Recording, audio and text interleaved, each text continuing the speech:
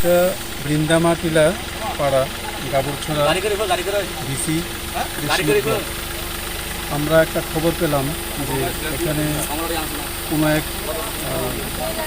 কোনো একটা পরিবার বা ব্যক্তির কারণে পুরুষ এবং মহিলাদের একটা বিশেষ গ্রুপ হয়েছে।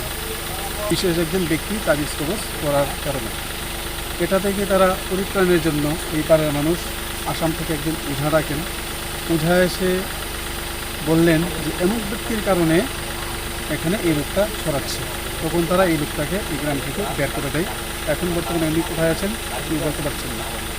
আমি আসলাম এডিশনাল এসডিএম, আমাদের ডিসিএম, পুলিশকে নিয়ে আমি গ্রামের যে লোকজন সবার সঙ্গে কথা বললাম।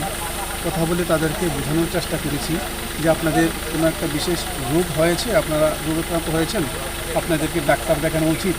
আমি বলছিলাম যে আমার সঙ্গে করে আমি এখনই বিভিন্ন হসপিটালে নিয়ে যাব, যাদের যাদের সমস্যা হচ্ছে তারা কেউ যেতে রাজি হচ্ছেন না। ওনাদের বক্তব্য যে আমাদের ডাক্তার ভালো করতে পারবেন না, আমরা ওঝাদের ঝাড়ফুঁক এবং বনাজি ওষুধ খেয়েই আমরা ভালো হব।